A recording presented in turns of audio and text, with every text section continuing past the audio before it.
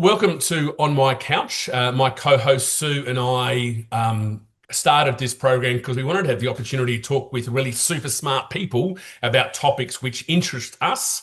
And so we created On My Couch. The intent, have a great conversation, learn, and see if we can apply some of the insights either to our professional life, but also to maybe our personal life as well. So introductions, my name's Damien. I'm the founder of OMC Group, and what we do is we help people work better together. So we do that through leadership development and culture and team effectiveness programs, but fundamentally the outcome is helping people work better together. My co-host is Sue. Sue, do you want to introduce yourself? Thanks, Damien. So yes, my name is Sue. I have what I would call a portfolio career. So I do a little bit of lots of things, whether it be in not-for-the-profit space or in the commercial space, having spent 30 plus years in the retail commercial shopping centre area. So covering marketing, operations, all of those things right across the board. And I'm really looking forward to having our chat today and learning about another sector that I'm not as familiar with. So I'm really looking forward to it. Terrific, great. And Tracy, thank you so much for joining us. I'll do a quick intro and then I'll ask you to sort of add to it. So Tracy Atherton, who's a director of hotel development for DCF Developments, currently working on 3 hotel projects, but a really extensive career in hospitality. So prior to that, EGM of Melbourne Place, Group General Manager of Jackalope Hotels, GM of Hotel Canberra, GM of Aman in Bali, Indonesia, and also prior experience at the Park Hyatt here in Melbourne, Park Hyatt in Sydney, and also the Carlton Tower in London as well. So really extensive career. So thank you so much for joining us. And really what we wanted to do was to talk a little bit about hospitality, how it has and is evolving, and then also get some insight into your leadership and your career as well. Before we go into that topic, maybe tell us a little bit about your career and your journey and what you're doing right now and how you got to this spot. Thanks, Damien and Sue. It's great to be on this podcast with you guys. I suppose, love for hospitality started at a very young age. My grandparents owned a cafe in Swansea in South Wales in the United Kingdom. So I knew that I wanted to get into that area. So after school, I went to hotel school and studied hotels for 4 years in Torquay, where I thought I knew how hotels operated, but I really realized when I actually worked in the industry how it really ran. So I had to leave Wales because there were at that stage no 5-star hotels in Wales. So I moved to London and I was very lucky to join Hyatt International. So spent 10 years with them. Incredible brand at that stage. I mean, it still is, but it's increased in size now. And after 5 years in London, I wanted to travel. So I went on a transfer list and they said to me, where do you want to go? And I said, anywhere in the world. I just wanted to travel and experience something new. And within 2 weeks, Sydney came up. So my mum freaked out. But off I went to Sydney at the age of 26 on my own. And then after a few years in Sydney, moved to Melbourne. That was my first pre-opening of Park Hyatt Melbourne in 1999. And that's where I fell in love with pre-openings as well. Okay. At that stage, I think females in hospitality, it was rare for you to grow your career. And it was abundantly clear for me that I needed to leave Hyatt. And I got this wonderful opportunity at the age of 30 to join Aman Resorts, and they took me on as their general manager. So I packed my bags at the age of 30, moved over to Bali and had 10 incredible years working for, this incredible exclusive resort, and learnt so much there. Then my daughter turned 4 and we needed to come back and put her into schooling. So Canberra was never on the cards, but I was approached to open up this unique, really state-of-the-art lifestyle hotel in Canberra. Bit of an oxymoron, but we took the leap of faith and moved to Canberra. I pre-opened that hotel and worked there for a couple of years, which was really wonderful. And I love Canberra. I think it's very underrated. And then I got approached by the owner or the pre-owner of Jackalope. He showed me his vision of what he wanted to do. And I just jumped at the chance because the vision of what he wanted to create was, I thought, was incredible. So another leap of faith, moved to Mornington Peninsula, opened that. It was successful as well. And then I needed another challenge. And then I got approached by the owners of Melbourne Place to create another unique destination. So I was there for 3 years. I left in February and I'm now working, as you said, with a property company called DCF on Mhm. 3 projects. So 3 unique different hotel projects in and around Melbourne. So that gives you a Fantastic. snapshot. That's amazing. Mm. Such a extensive career, and in the way that you've moved across countries and states, etc. I think your journey hasn't been a linear one. It's either from a career point of view or from a geography point of view, because you when you said you go anywhere, you literally generally Literally. meant it. Correct. But to get us sort of started, give us a definition of what you would define as hospitality. Well, I mean, hospitality is essentially it's making people happy. Like that is our job in hospitality. Whether it's serving in a cafe or running a 5-star hotel, we want to make that guest have the best experience. And it sounds really simple, but it's not that simple.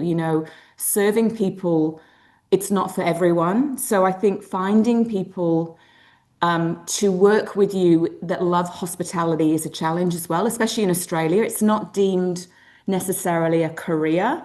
Mm. You have a lot of transient staff that will work with you, but they're also studying to be a lawyer. Mhm. But hospitality essentially is serving people and making sure they have a wonderful time. So if I was to play that back to create a unique experience, the outcome that you're hoping for is that the customer is happy. Yeah. But obviously there's multiple definitions of happy as well. So how do you give consideration to what each hospitality experience may look like? I think you have to look at what establishment you're running. In Bali, my property was at that time, 10 years ago, was $1,000 a night. So you're dealing with a Mm. guest that their expectations are extremely high. So you have to be able to make sure they have an amazing time when back home their house is probably 10 million and they've flown in a private jet. Jackalope was a little bit different. That's normally how Sue travels, actually. Yeah. Me too, me too. Yeah. Jackalope was all about it's a destination. You're going there, you're parking your car, you're staying for a few days. So you're treating those guests very differently to what you would in a city hotel. So Melbourne Place, again, city hotel, corporate and leisure.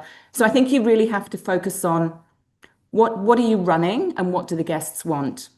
Mhm. Mm-hmm.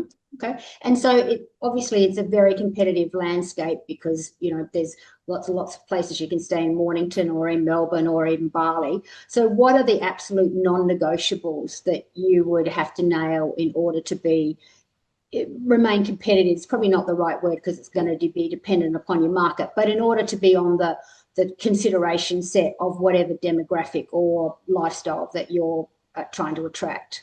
I think the guests are more savvy now and they want an experience and they want to remember it. But I also think that my experience over the last 3 properties, so Hotel Canberra, Jackalope, and Melbourne Place, we had a really big focus on dining, Mhm.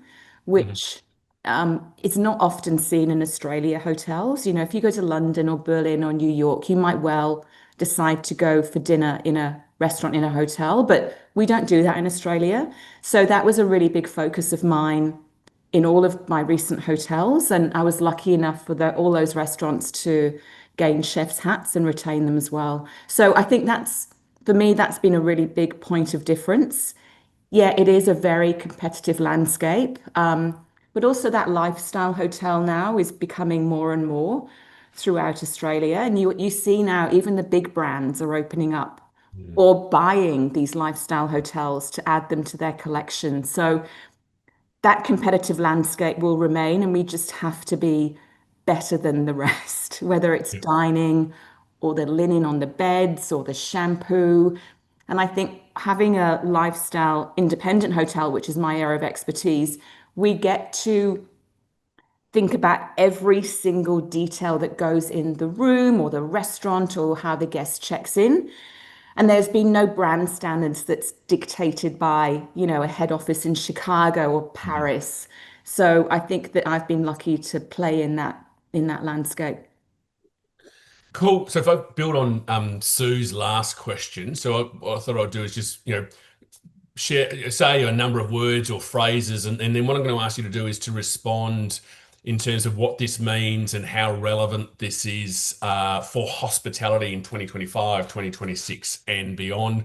So there's some key words that we're all familiar with. So firstly, environment sustainability. How relevant? What does that mean in terms for hospitality in 2025, 26, and beyond? Yeah, I mean, it's extremely relevant. I think every Hmm. decision that we have to make, you have to tick off that environmental box. Yep. Jackalope really is a prime example. We were pretty much off the grid down there. So Oh, the only thing that we had was electricity. So we had to trap water from the roof and then we would filter it in the basement. I would have to monitor when it's going to rain and how much rainfall was coming. wow. We had to bring in gas. We had our own sewage treatment plant.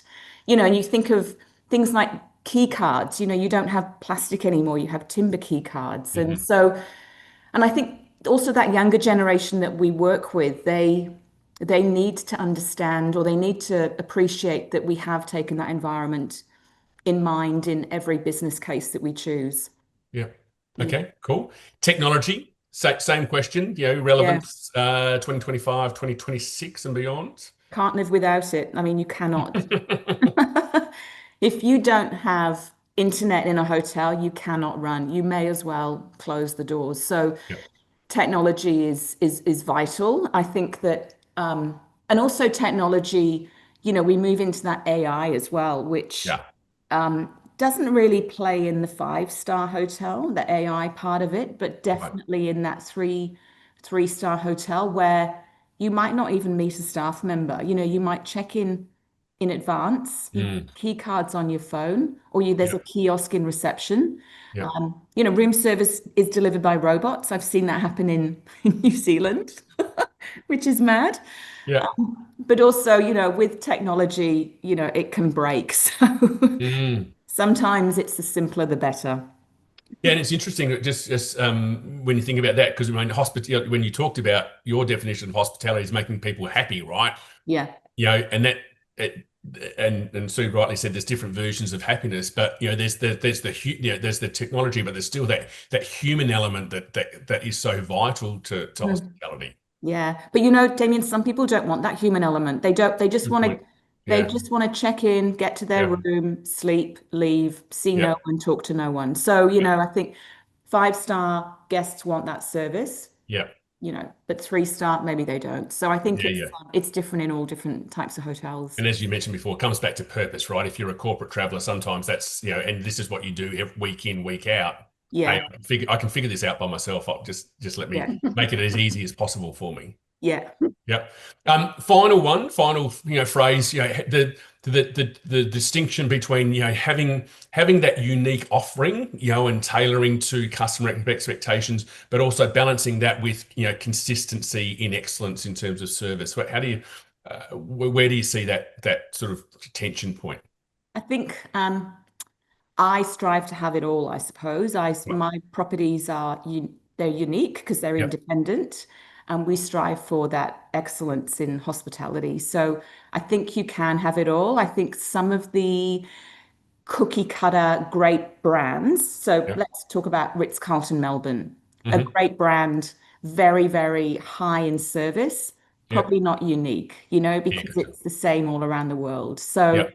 and some guests want that. Some guests want Mm. the safety of knowing what a Ritz-Carlton will be like, and some Hmm. want to go, I want to see something different. I want to, stay at Melbourne Place. So Yep. I strive to have it all. Great. Good. Sue?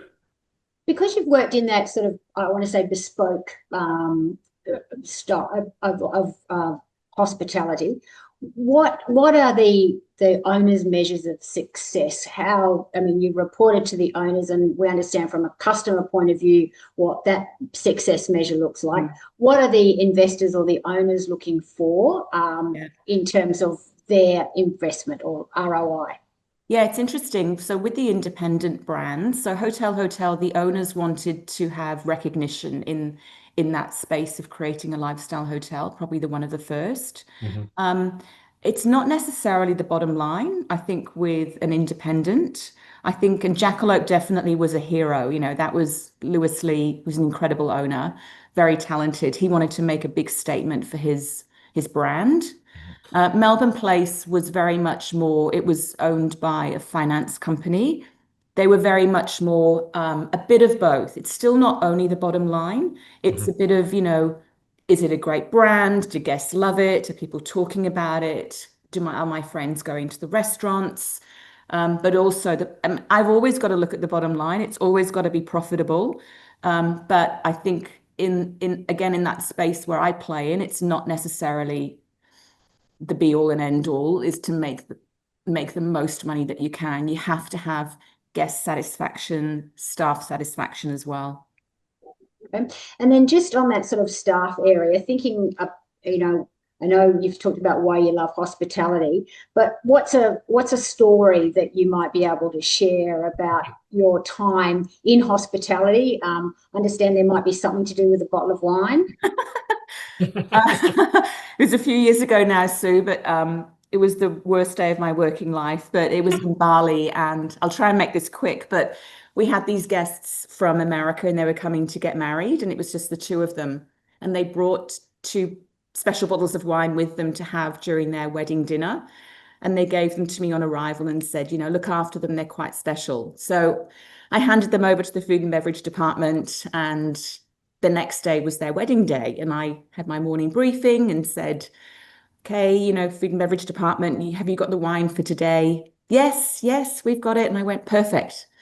5 minutes later, they came in with this empty bottle of wine and said, there's been a bit of a mistake. We've served one of the wines to a wrong room last night. I was like, okay, I'm sure I can find a replacement bottle. So I called my friend in Jakarta, who was a wine supplier, and said, I need this bottle of wine today. And she said, what is it? And I said, it's a 1990 Domaine Romani Conti. I had no idea what that was. And she said, you need to sit down. And I said, okay. And she said, it's the most rarest, scarcest, most expensive bottle of wine in the world. And the 1990 is the premium of vintages. Wow. It's like, oh. So long story short, I had to call the guest and he said, do you know how much it is? And I said, yes. And he said, what do you think it's worth? And I said, I know it's about $25,000. Wow. So I managed to find a bottle in an auction house in San Francisco, and I said that I can get it to his home by the time he arrived home. And he said, I'd rather, have something else rather than drink that wine because I will just remember the mess up that you guys made. Like a dagger to my heart. So in the end, he agreed to take a credit of $25,000 to use in one of our other properties around the world.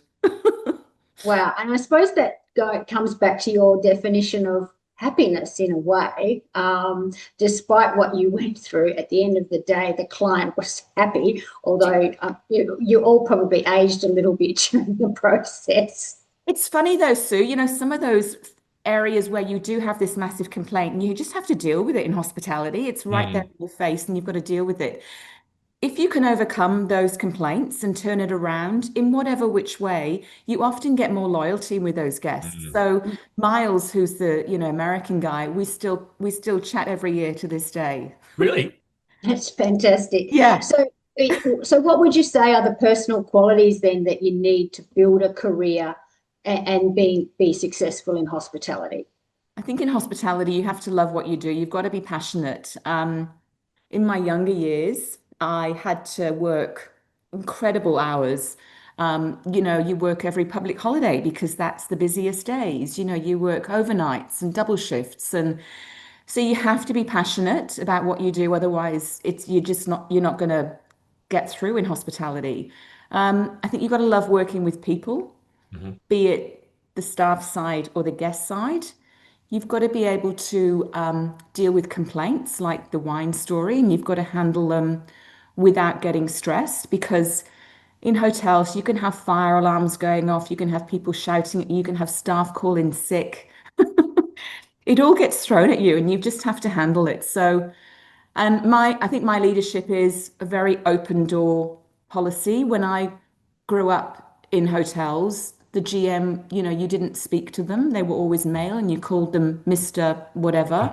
And that's changed. And I made sure my leadership style was very much, you call me Tracy, you come and talk to me whenever you want.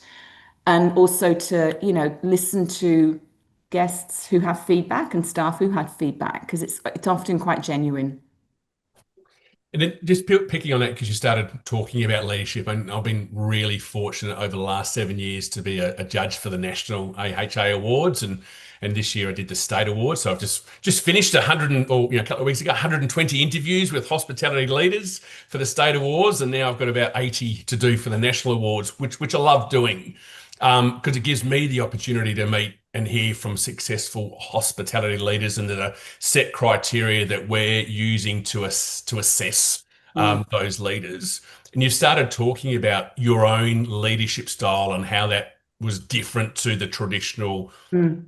GM model. So when you're recruiting hospitality leaders, what are the qualities that you look for? You've probably mentioned a couple of them, but Yeah. specifically from a leadership perspective now, what are the qualities of successful hospitality leaders?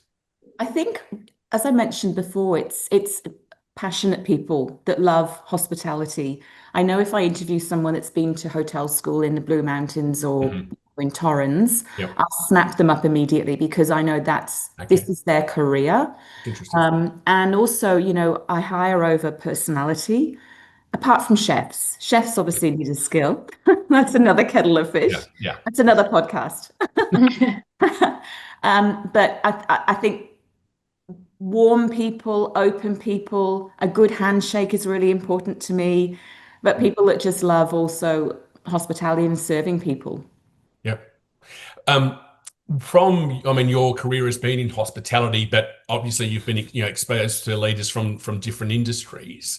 I Mm. mean, how is being a leader in hospitality different to being a leader in other industries from your perspective, based on Yeah, either your direct experience or your network of people? What's yeah. what's different, do you think?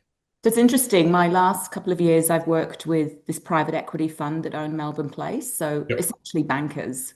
Right. Their leadership style is very direct. It's Mhm. get the deal done. It's all about the money. It's not necessarily about looking after people. I'm Yep. sure they do, but which is very different in hospitality. Mm. Hospitality is really looking after people, making sure they're genuinely happy and Yep. then come to work happy. It's not necessarily about getting that deal done. It's Yep. it's and I said it in the beginning, it's not, it sounds simple, but it's actually not. Mhm. I prefer to play in that hospitality space rather than the banking space. I think they wake up in the morning, thinking, how am I going to make more money? I wake up in the morning going, how am I going to make someone happy today? So, Yeah. and we need them all to Yep. run the world, but I think hospitality, it's just serving people essentially. Yep. And then one final question from me, and then I'll hand back to Sue. Um, I'm curious about, given the uniqueness of the properties that you've, developed and then, successfully managed. Yeah, how do you go about, defining, communicating and then embedding the culture to a specific property? Because as you've talked about, each property is different, right? It has a unique a value add. So is there a set process that you go through in terms of defining, communicating and embedding, or is it more sort of organic depending on the owner's vision and the Yeah. geography of the property, etc.? It's a bit of both. It's definitely not organic. Yeah, It's so if an owner has a vision, then yeah, that's great. So Jack Lewis had the vision, but then you need to we've always engaged with creative agencies, so okay, brand agencies yep, to have all these different workshops over probably a year to okay, nut down what is the brand, what's the visual identity and the verbal identity, what's our tone of voice, hmm, who's our guest. Yeah. And then that culture is so important in hotels and, building a culture. And I think what I found when I was recruited for all these independent properties is that a lot of the people that joined me wanted to move away from the big brands because Hmm. the culture's too big. It's a Yeah. worldwide culture, and Mm. we are creating more of an insular culture, and it's, connected to Melbourne or Mornington Peninsula or Canberra. Hmm. But you're right, that culture is really important and nailing it and making sure that then you have a proper induction when Mm. staff start to make sure they understand the culture and the brand. Yeah. And then when guests come and check in, they can hear about the stories of, what we've tried to build. And one last, I'm going to sneak in an extra question, Sue. And then, I'm just curious, in terms of the pre-opening, when do you start, in that pre-opening, is that when you're starting to create that culture and embed that culture? Because you've defined it, right? Yeah, I imagine the cult, and I've done a lot of work in culture, with organizations around culture, right? And yeah, but basically, we've got a culture today, right? It's about understanding what it is and is it the culture that we've got? So I'd imagine in the pre-opening piece, that's when you start bringing the culture to life as well. yeah, yeah, absolutely. I Yep. normally join a hotel 18 months prior to it opening. And Yep. that's where we engage that creative company and the Yeah. brand Good. company. And Yep. then you start to build the team. Yep. And it might be sales and marketing, finance, HR. They're normally a year out. Yep. And then collectively you discuss what this hotel is going to be. Mm.